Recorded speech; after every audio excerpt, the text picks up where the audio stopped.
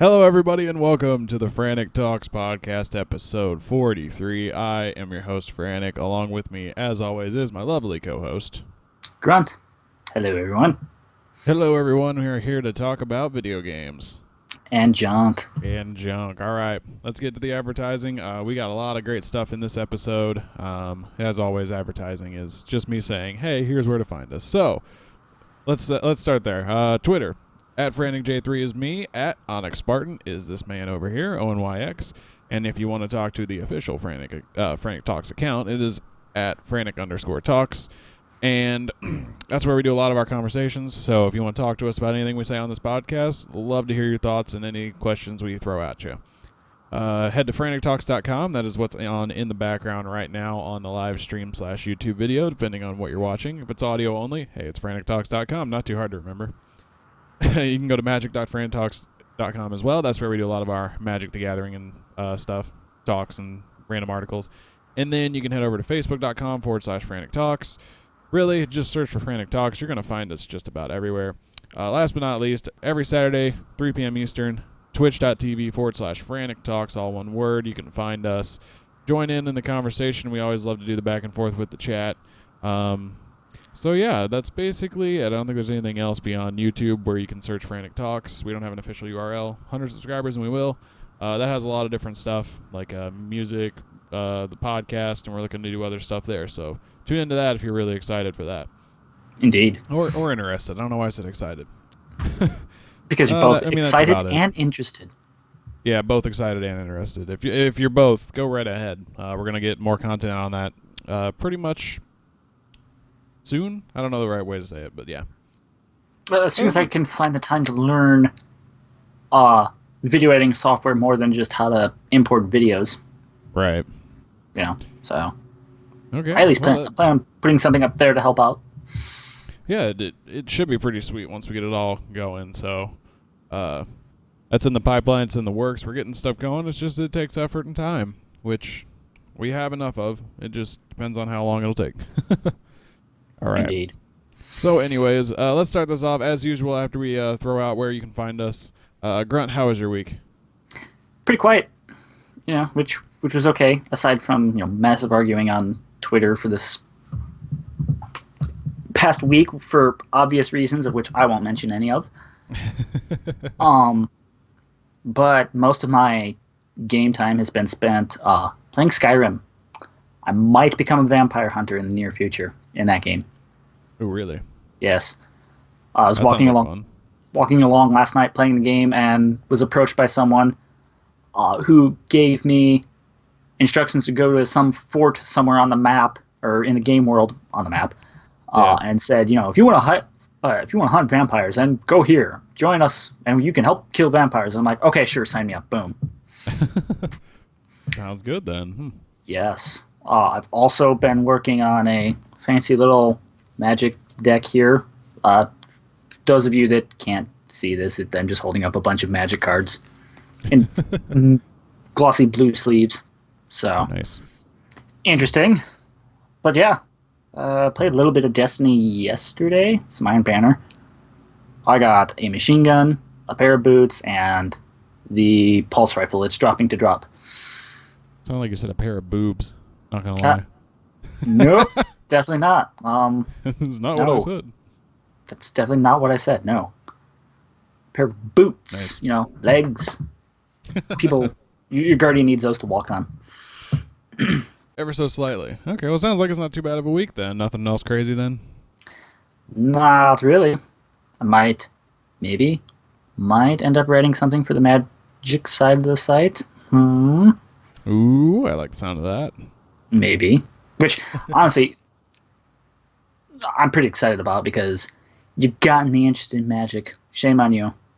No shame at all. Me, that's the goal, man. It's like a cult. You just get more people into it. Yeah. And as you said yesterday, and I completely agree with it, I'm pretty excited to bring a new player's perspective into it. You and Luke are the veterans, so, you're like, been there. This card is so much better than this one. I don't want that one anymore. Meanwhile, I pull out one here. It's like, oh, hey, that's cool. I think that's cool.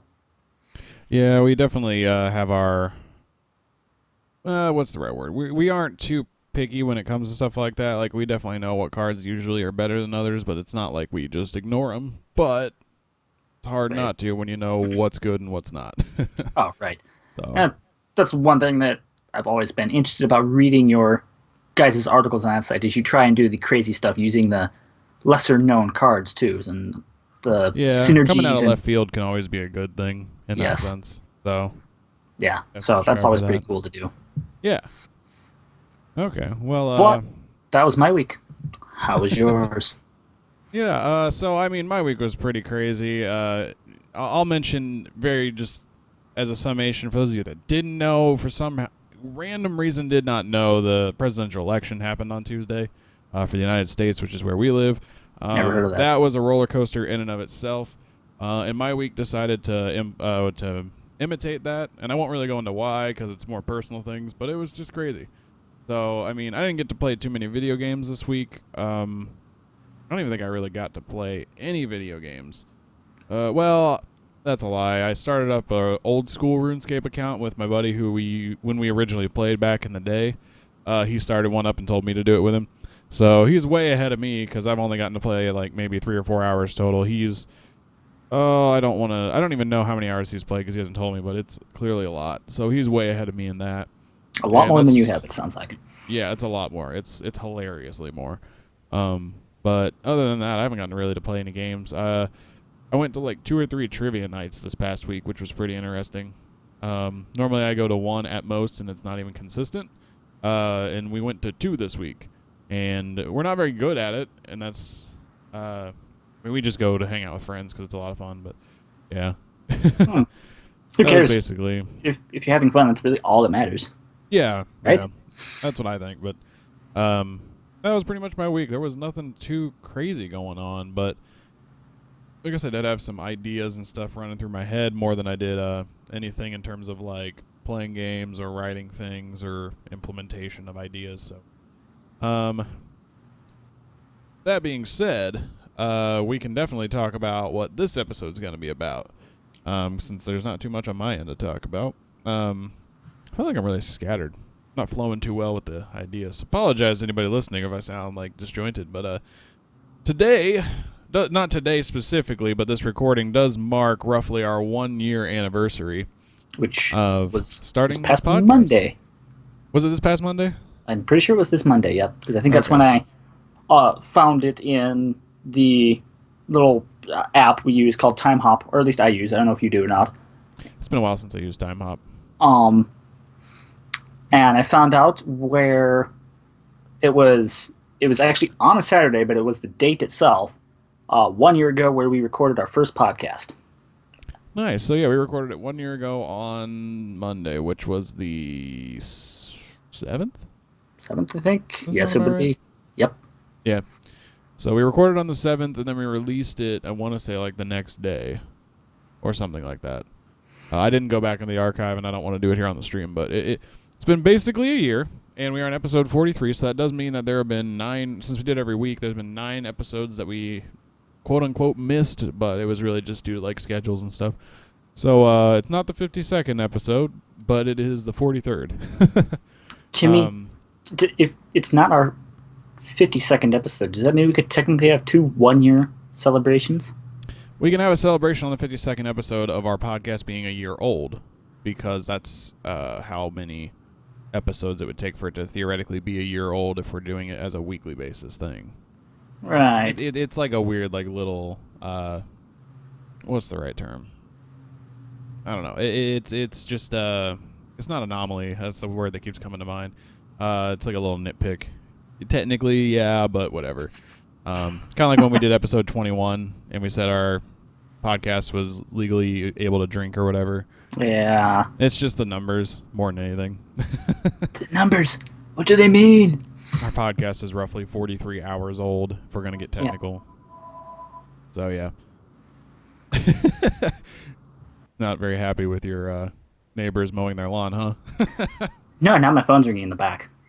Oh, is that what it is? Okay. I don't have my headphones on, so I don't hear as clearly. I can still hear you fine. I just have it playing through my speakers, which aren't interfering with this mic, by the way, which I'm kind of enjoying. So I'm just going to let that go. Oh, now I hear it. So continue on while my mic is muted until it shuts up. Okay. Well, anyways, so for this episode, guys, I had an idea that was kind of taken from a YouTube channel I watched, and then at the same time, just kind of like watching some other YouTube channels. The guys at Red Letter Media, if you ever heard of them, if not, I guess I don't even know why I let it like that. Red Letter Media, they are a YouTube channel where they talk about movies, and they do like really in-depth reviews of movies after they go watch them, and they end up being like 30 minutes long. So it's definitely for a different type of crowd that's not just wanting to sit down and watch a 5-minute video. But they always have really good insights and have really funny comedy, and I always enjoyed them. And this year, they decided to look back at everything that came out this year, figure out how much they sold and the ratings, like Rotten Tomatoes and stuff, and then made predictions for next year. Now, we're not going to make any predictions, but we're going to look back at some of the most anticipated games of 2016 as written by people in 2015. And then we're going to look at their Metacritic scores, both by Metacritic and, well, not Metacritic, but the critics and users, along with how many units they sold. And then our general perception, assuming we have one. There are a few on the list that we haven't played. That's what we're going to do this episode. But before we do that, I figure we can jump into two pieces of news. The first being the Iron Banner / Iron Banana is happening right now on Destiny. And like you were mentioning earlier, you got some good drops, right, Grunt? Oh yeah, they were. The machine gun was like $390, I think. I don't remember what the other stuff was at though. But yeah, gotten some pretty good stuff to drop from it. Not too much because I haven't. I've been mostly playing Skyrim this past week. Right. But in the few games of it I have played, I was able to get the bounties finished, which I probably should turn those in. Not a bad idea. I might jump on later after this podcast actually and do that. And just a few post-game drops in some of the games. So not too much, but enough to make the few games I played worth it in terms of rewards. Yeah, okay. Cool. So, I mean, that's happening. I kind of glanced through this update, and it seemed like there was a few random things in this, but I don't know. It seems like they're kind of just noting that people are a little, like, we need to be rewarded appropriately for our time or whatever. So... yeah. One thing worth noting is this coming Wednesday they're having a raid along. Oh, yeah, so you can watch the raid being played through by the people who made it. Exactly. They'll discuss a little bit about, certain inspirations and reasonings why they made some stuff in the raid act the way it does or look the way it does. So the last one they did for the King's Fall raid was actually pretty cool. I'll see if I can try and catch this one, but it should be interesting either way. Yeah, I'll see if I can tune in, but usually it's during the time I'm at work, so we'll see what happens. If I can, I'll give you clip notes. Oh, thanks. Something else that's really cool, though, is their whole new community streams area Yes. they're promoting here in these pictures on screen. Essentially, people streaming the game, you'll be able to jump into their stream and also look at what's equipped on their characters and a few other random features, which seems really cool. And definitely really cool for everyone who likes watching the streams and being involved with the communities that are involved with those streams. So definitely something that seems really cool. Yeah, I think it's cool that they are having the it's not 100% Twitch integration or to my mind, but I don't know. It's kind of cool the way they're doing it, though. They're integrating the streams to it, and they're giving it a little twist into the game, So with being able to, like you said, view their equipped gear and whatnot, so. Yeah, which is definitely really cool, so. Pretty anxious to see what it's like in the end. Right. So yeah, there's that, and then I think that's just about it. Movies of the week. Yeah. Which I actually haven't watched those yet. I should do that. As always, we always say they're really good, but we never watch them, or like we always enjoy them. So, right, definitely give those a peek. And other than that, there was only one other story that caught my eye this week, and it was something I could have told you was going to happen, but I wasn't really tweeting about it or anything like that, so I can't claim that. But anyways, If you didn't hear, the NES Classic, which is a much smaller version of the original Nintendo Entertainment System, as you can see in the picture on screen right now, you can hold it in your hand. That's how the size of it, compared to the original one, which is like a console size. Right. This went up for sale a couple places, and I want to say it was like at Walmart's and stuff, and then eventually on Amazon. I think the original price was $50, and it came with a decent amount of games too, so a really good value. And it sold out basically everywhere, and then listings on eBay popped up for $500 per system. True. Wow. So And is it like the old NES system, just smaller? yeah, it's literally like that, but I think it actually has hookups too, where you can like play it on on bigger screens and stuff. Yeah, I don't know because the technical specs, but I'm pretty sure it's just a modern version of it, essentially. right, they probably have like like AV cables or HDMI, even if that's possible.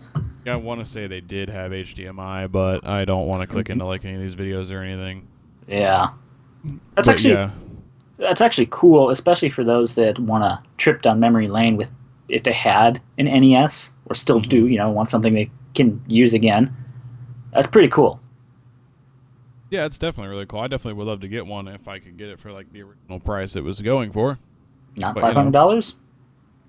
well, yeah, totally. Oh, geez, it's crazy. But like I said, it doesn't really surprise me. And the tagline of this article is "It's Amiibo all over again." Like the original Amiibos had a shortage, and there was everybody trying to buy them. It. I remember watching a video on why Nintendo does stuff like this, where they undersell it immediately, or they underproduce it or undersupply it, and then immediately go out and sell it like crazy. And it's because they want to get the articles like this and the talking about it and buzz, so that people are aware of this. Oh, they don't have enough of it? Man, everybody must really like it. And then they oversupply it so you can go get one.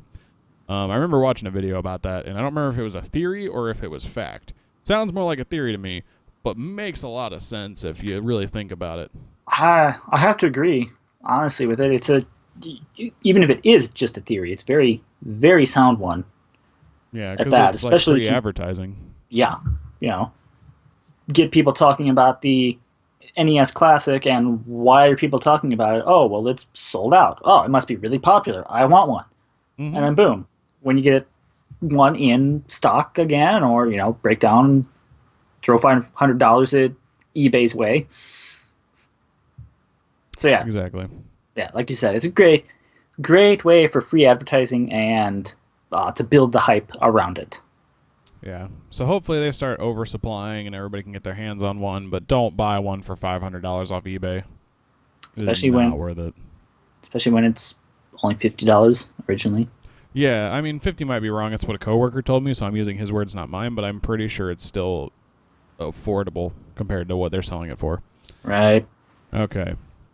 So that was basically all the stuff I was going to talk about in terms of news, unless you had anything else, Grunt, before we hop into our big analysis, as I guess we can call it. Yeah, not really news wise. I'm wondering why PC games lately have been having performance problems. Yeah, we'll get there. Spoiler alert, guys. I All or right, so I'm transition going to use what? or a transition. Oh yeah, that's a good transition. It's I'm going to horrible. use this picture of Game Rant supplied here, showing some of the games that were coming the next year. We're not going to talk about Star Fox, but that's okay. So how I judged these games in terms of I wanted to keep them on the list or not was, one, were they released? Two, do we have enough data to look at them? And three, had I even heard about them? And I don't want to speak for Grunt because I ran the list by him, so he knows what's going to be on it. But it's just like, if we hadn't heard about it, it's kind of hard to say it wasn't. It was anticipated in my mind. I don't know. It's, I guess the best way to put it is subjective. So, anyways, let's start it off here. So my first game on the list, one of the highest selling ones on the list actually, came in second in terms of how many units it sold. Uncharted 4, a PlayStation 4 exclusive. Don't know if it came out on PC. I don't remember, but I guess I should explain these ratings. So I'm going to give you the meta rating, the Metacritic rating, which is Metacritic combining all the scores and giving you a straight up score, like averaging them out or whatever. I don't think it's averaging per se, but that's basically what they do. And then the user score, which is user reviews, so a potentially more revealing number than the meta scores. And then I'm going to give you units sold, not the total sale numbers, but units sold, because that's how they measure video games. And when games are across different platforms like PC, like PlayStation, and Xbox, I averaged all three numbers together so we could get a little better number than just saying this number on Xbox, this on PlayStation. So it's just more sound. So let's start with Uncharted 4, which was a PlayStation 4 exclusive. There was a lot of hype around this because the Uncharted series is really popular.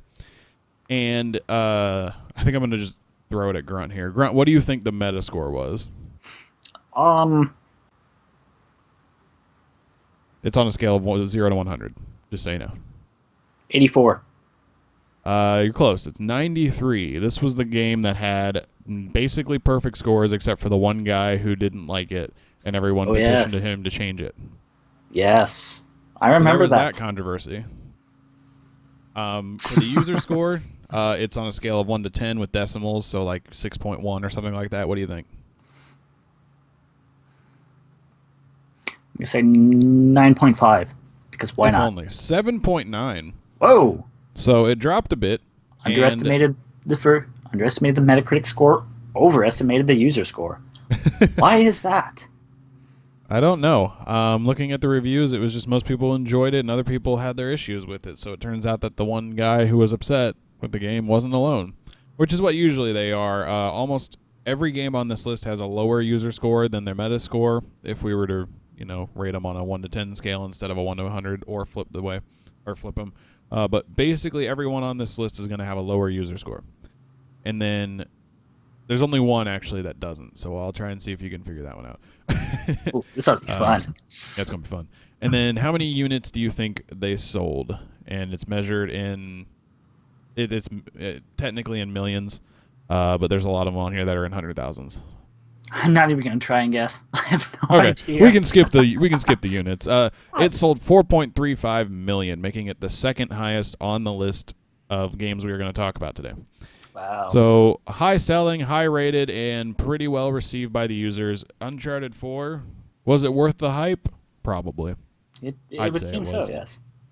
All right, next on the list, one that I knew came out, but I didn't realize the ratings on it. Street Fighter 5. So if you don't know what Street Fighter is, it's kind of in the name. It's just a beat-em-up game, and it's one of your Mortal Kombat competitors. Although I believe Street Fighter was around before Mortal Kombat, not sure. Video game history escapes me at the moment. So what do you think the meta score and then the user score is? Meta being 0 to 100, user being 0 to 10. Meta score, we'll go with...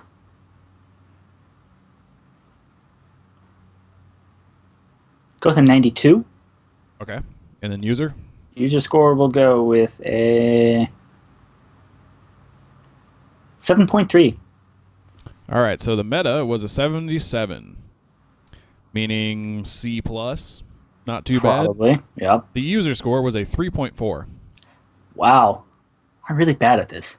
And the reasons, I looked into the reviews to see why, and it's basically because the game was released broken. A lot of people said it was a demo for $60, and a lot of the people just weren't happy with it. And in terms of how many it sold, 830,000 units were sold.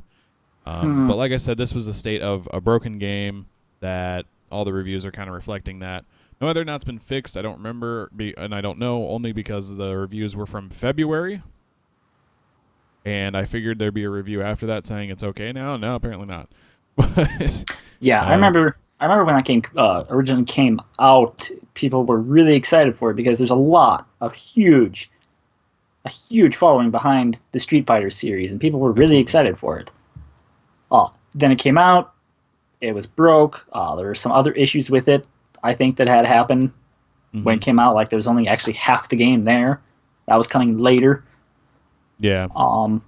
And people really weren't so happy about it then. So was it worth the hype, do you think? Definitely not. No, this is a classic example of hyping up a game that's broken. Which is sad that that's a classic instead of, oh, wow, that happened. Yeah. If I can just reflect on that for a minute. Right. All right, next up, Quantum Break. Quantum Break is a weird one. If I remember correctly, it was like an action game that had like time travel elements to it and slowing down and stuff like that. I do believe so. It looked interesting. Yeah, it was one I never trailers. played, and I only saw a couple of videos for it, but it looked interesting to say the least, and it had a decent amount of hype around it. Mm-hmm. So this one's a little weird because there's a bunch of disparity here, so I'm just going to go through the numbers here. So Metacritic score across the board averaged out at 77. Hey, I was going to guess 77. Oh, are you really? There Yes. you go. You got that. The reason I'm going to do that is that was on non-PC games. On the PC version, it got a 66 meta. And this was another one of those games that had a poorly optimized PC version. And that's why I separated them. Man, that's becoming a problem I'm seeing. Yeah, it is becoming a problem. And user scores on non-PCs, so your consoles, had a 6.3 user score, so not too far behind the meta score, which is pretty cool. And then a 4.3 on PC, meaning people were not happy that it was poorly optimized, which honestly I understand. Oh yeah, yeah. And sorry. You would think that you always hear the term PC master race, so you would think they wouldn't have problems with that, but Right. apparently porting games over to PC is actually rather quite difficult. It clearly is, because there are a few more on this list I had to separate, or maybe one more. Yeah. Anyways. Sorry. There was a game on here I think I wanted to include, but I did forget. So we could research it while we're just sitting here, but I don't feel like doing that. Nah. Because then we're going to do it on a live stream, and that's wrong. Anyways, so that was Quantum Break. It sold 520,000 units, which is It's on the lower side. One of the smallest numbers, if not the smallest on this list. Yeah, definitely on the smaller side compared to the last two games at least. Yeah. So judging off all that, worth the hype? Maybe. Yeah, I think it depends. Did you get it for console? Looks like it probably was fine. If you got it for PC, issue. Not so much. Another game that I would just kind of lump in this because I don't have the numbers is Batman Arkham Knight. Was that this year? Or was it the end of last year? Because I don't remember. I'm not sure. Honestly, I don't know. I want to say it got pushed into this year. I don't truly remember. I want to say it released in like March or something. I think you're right. I'm pretty sure that had similar numbers to Quantum Break beyond numbers sold. I'm sure it sold a good amount in the millions. Oh yeah, because it's a Batman game. People love Batman. People love their Batman. All right. Anyways, moving on. Next game, Mirror's Edge Catalyst. What do you think the meta score was? 74. And what do you think the user score was? Man, that's a tough one. 5.6, because why not? Okay. You were really close on the meta score. 72. Oh, you were off by 2. Getting better. Getting better. And then the user score was 4.4, 4.5 roughly, because it was a really weird decimal, and I didn't want to round one way or the other. So the user's not too happy about it, but the meta score was pretty reflective, and it sold 650,000 units. The main thing I saw in the reviews was people were not happy with the story. So that apparently drove the score far enough down. Which, then again, it's a story-based game, so I get it. But it seems pretty interesting that the the critics usually, who are the ones that I would think would be more critical of a story, were more accepting of it than the user base. Yeah.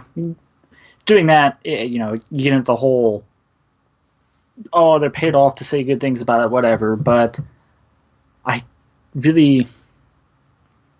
don't think that the critics are as critical of the game as the own fan base or player base of said game actually are. Yeah. So, I mean... Yeah, if you're a dedicated fan, I can see that. I mean, look at what we think about Halo 5 right now, A year ago... that is true. A year ago, we were saying, yeah, it's a pretty cool game, it's fun, we'll probably play it more, and look, now, a year later, we don't even play it. It's uninstalled on my system, so yeah. Yeah. So, random fun fact.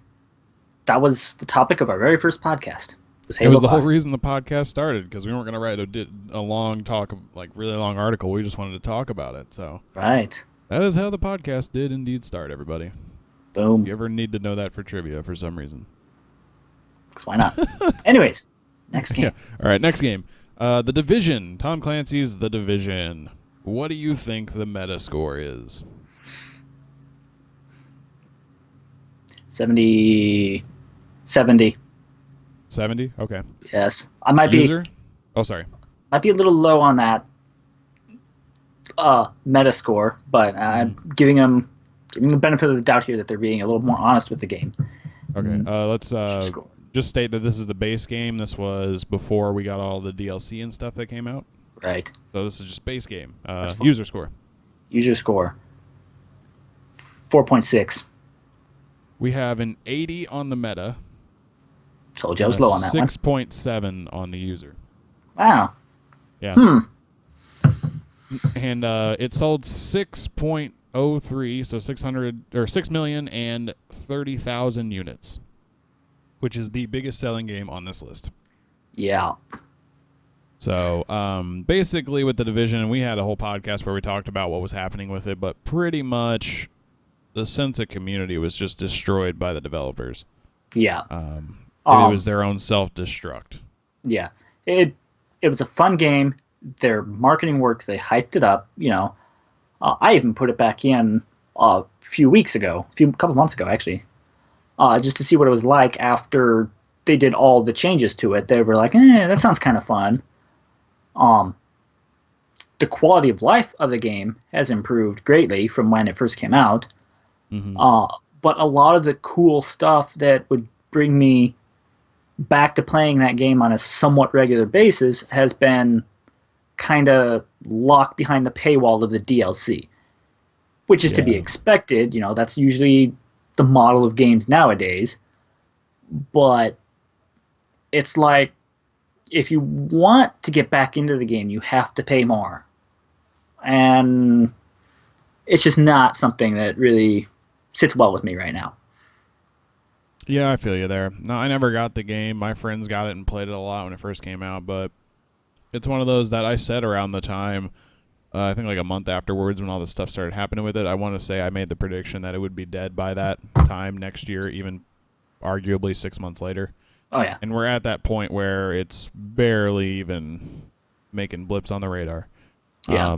So I don't want to say called it, but it was kind of easy to see that that's where it was headed because of poor management. So unfortunate for a game that did get pretty decent scores and sold crazily. It's the highest one on this list. Granted, we aren't just looking at the top-selling games of the year, because if we were, we'd be including every Call of Duty game. We'd include probably Madden. I imagine that sells decently. Sure, I imagine it would, yes. There are just certain games we're not including. This is more anticipated, unique titles that had a lot of hype around them that weren't your typical yearly releases or series that just need to stop. So, like I said, Division, top-selling one. So let's move on to one that, again, the numbers are really interesting to me. Gears of War 4. Ooh, this is definitely a very hyped game. Very hyped. What do you think the meta score was? Meta score will be around 92, we'll say. Okay, and then the user score? User score will be... We'll go about an 8.9, because their fan base is loyal. So as of this recording, Gears of War just came out very recently, so this number might be a little weird, but the number of units sold is currently at 620,000. I imagine that number will go a little higher soon, but... Especially with the holidays coming up, yeah. Yeah, especially with holidays. So that number could be a little off, just like I said. I think it came out in the middle of October, so it's only been out for a month. Metascore, 85. So you were close. You said, what, 92? 92, yeah. Yeah. User score, 6.9. Oh, I was 2 whole % off. Yeah, so that's... I didn't really see a reason as to why. It was just kind of mixed reviews in general. But overall, it looks like worth the hype. I forgot to ask on Mirror's Edge and Division, worth the hype? Mirror's Edge, considering a lot of people probably bought it for the story, probably not. Division, it depends, kinda. I'd argue no for both, honestly. Yeah. Yeah. Especially Division with what we know now, which is unfair to say because you wouldn't know at the time, but right. I have a whole what is the word? I have a whole spiel on hype at the end of this? Just looking at the numbers. Yes. Yeah. All right. I don't know. Personally, for the Division, I got my enjoyment out of it, but I think it was a victim of being overhyped. Yeah, I'd say that's the same Just thing a too. little bit. Yeah. And then Gears of War, do you think it's worth the hype? With the current numbers being a little probably under where they should be.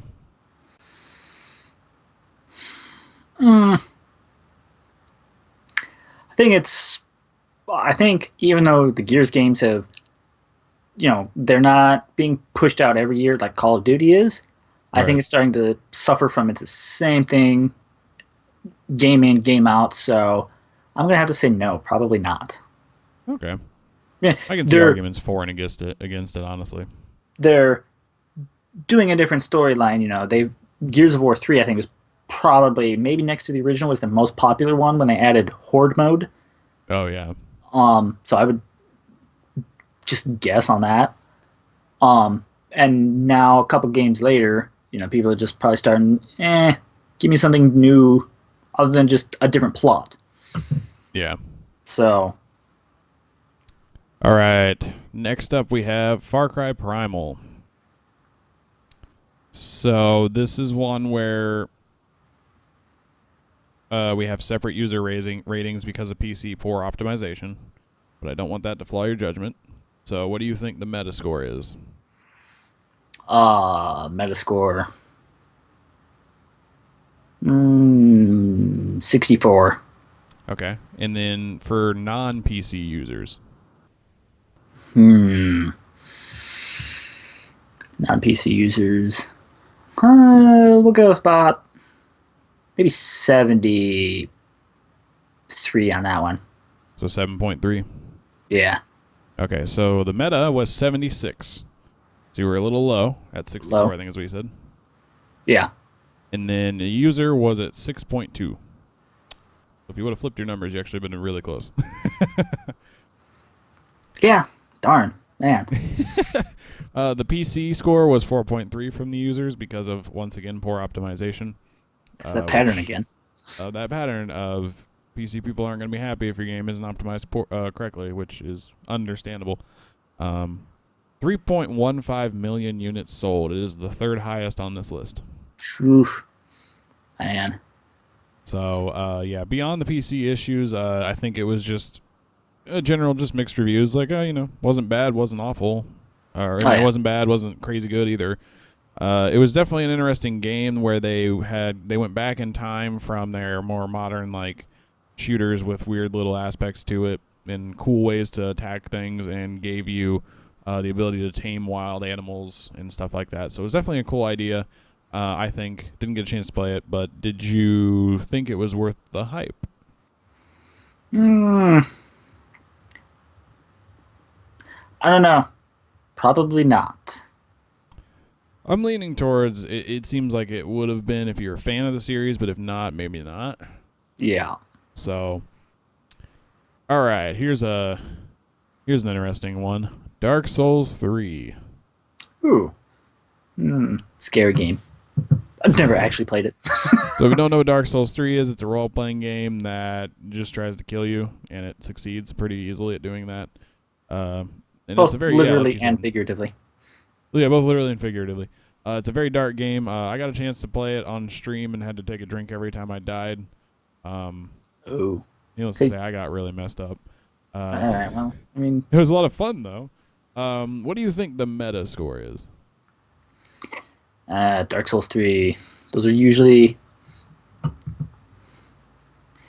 games that are more so praised by the critics. So I'll be a little, I guess, more so lenient, generous, correct term.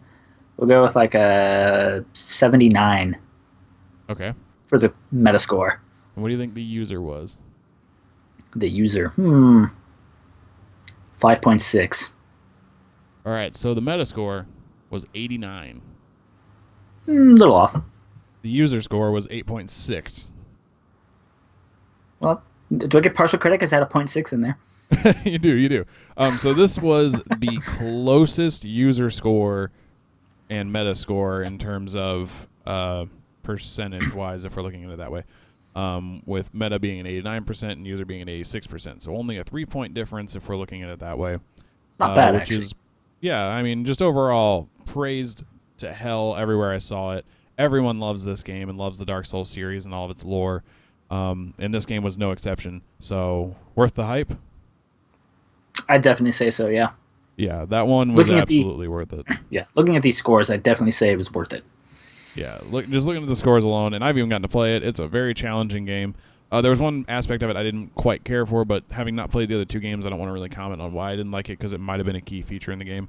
But it was seemingly worth the hype. So, all right, here's one that I feel like you're going to just guess entirely wrong on, even though you've done that on all the other ones. I know you'll probably get it wrong here. Pokken Tournament.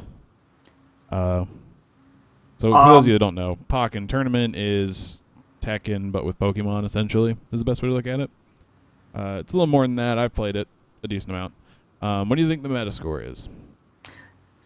I don't even know where to guess for that. Oh, I forgot to say how many units of Dark Souls was sold. I'll tell you in a minute. Metascore for Pokken Tournament. Let's just go with 64.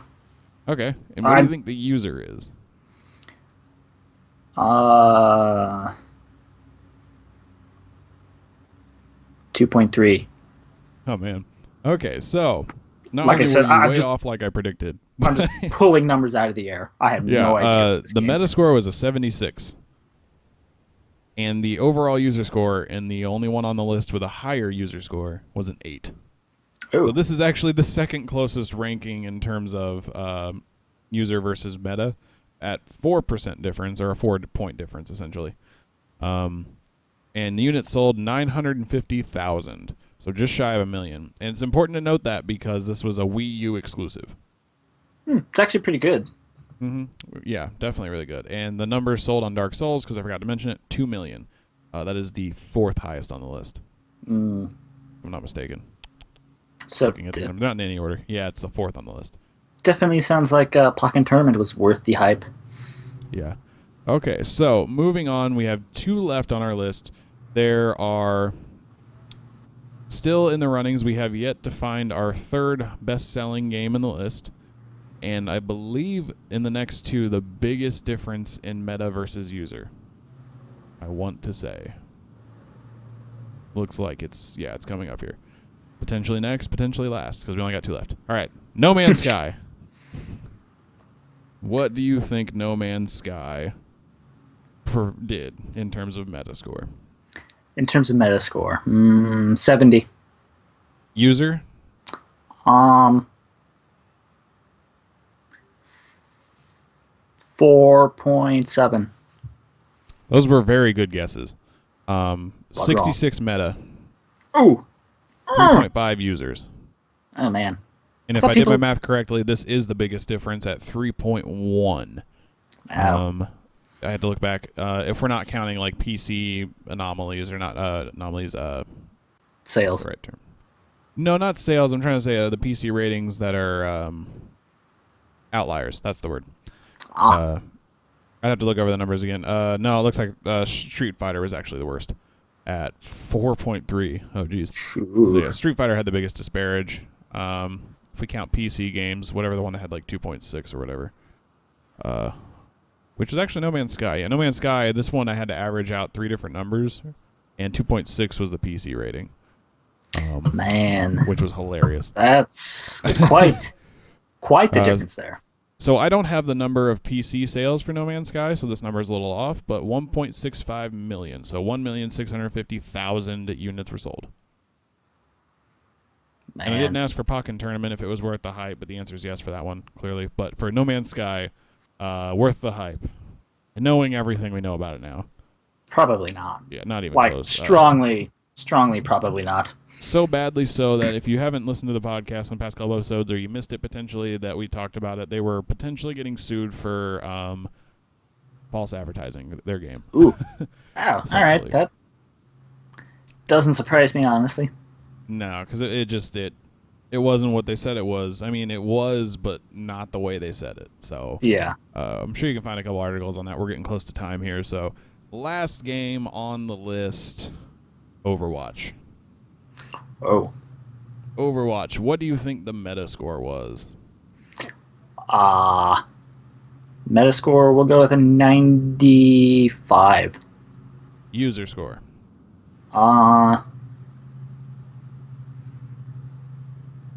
We'll go with a 8.9. Okay. And I'm going to have you guess the number units sold because this is our third highest on the list. Third highest on the list. I'll let you know what the top two were. Tom Clancy's Division at 6.03, so 6,030,000. And then Uncharted 4 at 4.35, so 4,350,000. And keeping in mind, No Man's Sky was at 1.65 and Dark Souls at 2 million. Yeah. Far Cry Primal is technically, I guess, higher, but I won't remind you what number that is. We'll go somewhere around the 3.2 million mark. That's a really, really good guess. So Far Cry Primal had 3.15 million. Overwatch had 3.1 million. Oh. So 3,100,000. All right, so Metascore, 90. You were very close. User score, 6.1. Oh. Yeah, that really surprised me when I read that. I was like, why? That does. People love the game. I couldn't really find a reason as to why. Not going to lie. It was just like mixed reviews versus the critics loving it. That is interesting. So, those are all the games. I guess I should ask, Overwatch worth the hype? I'd probably say more so yes. I'm thinking so too. It seems like, based on the user score, that it was just an average game. But I think it's probably more so on the enjoyable aspect. People like it. It's just, It's another game. It's another shooter game, you know? Yeah, it's definitely one of those that it was supposed to be, well, not it was supposed to be, but it definitely is a Team Fortress 2 competitor. So I find that interesting too. It sold a lot. I see all kinds of stuff around it all the time. A bunch of my friends play it. So I'd say it's worth the hype, even if the user base is kind of mixed on it. Yeah. And that wraps up our list of games I decided we were going to cover today in terms of Metascore versus user versus total sales. Of course, this can't truly paint the picture of what these games are, but it's important to take a step back and look at just how well they performed according to the world and according to how much we have bought it. If we were to include other games like Call of Duty, we would see hilariously high numbers. The Metascore would be probably fine. The critic score or the user score would be somewhere in the 5 to 7 range would be my guess. And the units sold would be 10, 12 million every year, which, again, like I said, that's a good example of how the numbers don't truly reflect, at least in terms of critical gaming analysis, how well these games are. But what I want to say that ties into kind of like the whole hype thing and something else in terms of what I just mentioned, we do get overhyped for games, I think. And I try not to get too hyped about games, although I can't help it when I see something that looks amazing and is like, oh, yeah, that's going to be awesome. Like Resident Evil 7. Oh, my God, that looks amazing. And these are kind of two separate points, but one, we shouldn't get too hyped for stuff. It kind of leads to these situations where everybody's upset. No Man's Sky being a great example. But when it comes to uniqueness, so we're always preaching that we should have games that are like really unique, shouldn't be carbon copy pastes like Call of Duty or Madden. When you look at the numbers, Uncharted 4 hailed as probably like one of the games of the year, 4.35 million. When you look at games that weren't really good post-launch, 6.03 million on Division. I remember watching a video by the Game Theorists a year or two ago where they went over similar things. The Portal series, for instance. Portal 1 and Portal 2 both sold 4 million each. Compared to random insert Super Mario World game here on the 3DS that sold like 10. Or Call of Duty that sells like 10 to 12 or 15 sometimes. Yeah. You could argue that it's something else, that it's like the type of gamers that play those games. But in the analysis that the Game Theorist did, it really just shows that we like tried and true. more than we like abstract and unique. Right. So it's a tough truth to swallow, but when you look at the numbers consistently being pretty okay for the best games ever, it just kind of makes you wonder. But it kind of translates into all forms of media. The best example I can think of is movies. Marvel movies make bank. 500 million per movie, basically. I mean, that's on average. Like the Avengers movie made over 1 billion around the world. But the movies that are getting Oscars are selling decently, but not nearly the amount of the summer blockbuster, if you will. So I don't know what to do with that information beyond just kind of look at it like, wow, the stuff that is critically acclaimed is never as good as the stuff everyone just generally loves. But it's something to think about and take with you, I think. If I can't come to a true conclusion here. Oh, yeah, it definitely is. So, other than that, I don't have really much else to add to this. Just try not to get too hyped about things. It's okay to be excited. Just don't set your standards so high. Yeah. That you get heartbroken. Yeah. I think when it comes to a lot of games and their hype, it's more so it's a combination of the marketing that we're being given from the game developers or the publishers, whoever. Mm-hmm. But it's also partial to what we expect from that game. It goes back to saying, well, we're setting our expectations back up based on what the game developers are telling us the game's going to be like, which, that's true. But we also, I think, have the habit of taking and building upon that and making our own expectations as to what the game's going to be like. Yeah. And that's where I believe a lot of the problem of overhyped games comes from. Right. Basically, we're just getting really excited for the game because of what we're being told, and then we're thinking, well, here's what the game is going to be like. And then the game comes out, and it's not like that at all, and people are upset and disappointed. Mm-hmm. But on the occasion, you do have games like No Man's Sky that they say this is how it's going to be like, this is what's going to be like, and then the game actually isn't that. Falls flat. Yeah. So you do have those games that come out like that do fit into the whole, so to speak, false advertising. Yeah. But more so, I think the problem lies in we're overhyping it ourselves by creating these, I wouldn't say absurd, but these rather high expectations of what we want the game to be. Yeah.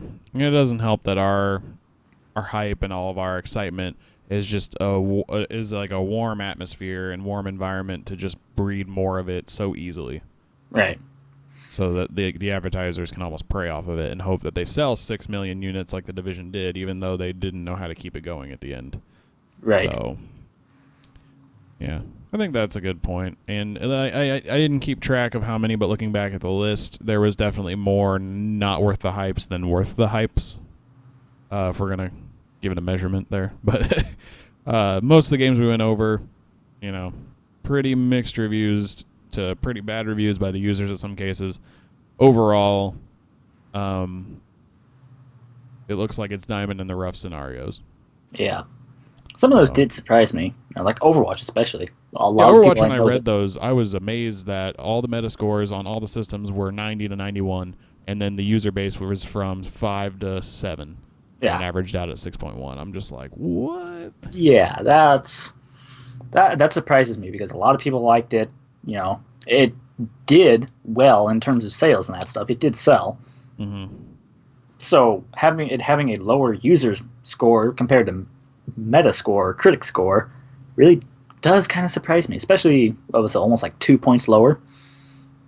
Yeah, it was 2.9 difference. That was one of the highest ones actually. Yeah, so that really does surprise me with Overwatch. Like I said, Street Fighter V had a crazy disparage. And then all the other ones were roughly in like the 1 to 2 range at most. And then No Man's Sky had a 3.1 difference. Like I said, Street Fighter was 3.4 to 77. So what was it? 3.3 is the difference. So those three are crazy different. It just really surprises me. So yeah. All right. Well, I wish we could get these numbers on Pokemon Go. Just to tell you all that. But anyways, all right. I think that about wraps it up. You got anything else to add? No, I pretty much covered what I wanted to say. Yeah, me too. I really like doing this, so if we're still going a year from now, I definitely want to do this again. But we still have a few things left in the year that we're going to talk about. And honestly, this doesn't even cover all the games that have yet to come out. We still got Dishonored 2 that just came out or is coming out. I don't remember. Just came out this past week. Yeah, Dishonored 2. There was another one I tried to report on. Hitman was really weird to report on, but that's episodic. Yeah, that's weird. Good luck with that if you actually decide to do that game. Yeah. And then there's just a bunch of other random ones. So there's still stuff to come out. And then, of course, Game of the Year, where we'll kind of look at the list and try to give you our predictions, even though we'll probably only know half the games. And then we'll, of course, give our awards for what we thought our games of the year were. Of course, us having much different type in terms of what games we've played. We'll have different answers than what your typical Game of the Year awards are. So possibly. On top of that, let me know what you guys think. Did you enjoy this episode? Love to know if you liked our little analysis here, because it was kind of fun to just crunch the numbers real quick and see the results of all the stuff we talk about. And then I'll ask it now and probably at the end of each episode until we get to it. What are your guys' picks for games of the year? Because I'd love to see what you guys think were some of the best ones this year. But other than that, I think that does it. So let's get on to the advertising. This episode, we didn't come up with a sponsor. I'm drinking a Dr. Pepper. Does that count? There you go. Sponsored by Dr. Pepper. Sponsored by Diet Dr. Pepper, caffeine free. Boom. I got nothing around me to... Yeah. Sponsored by them. Got 2 graphics cards laying right here. Maybe them. All right. I mean, I okay, guys. have a stack of Magic cards here. Does that count? It could count. I mean, I know you have probably stacks of them sitting around your desk too. So, at least you used to. I don't know if you do anymore. No, they're all out sitting on my not my dresser, entertainment stand in front of my Xbox.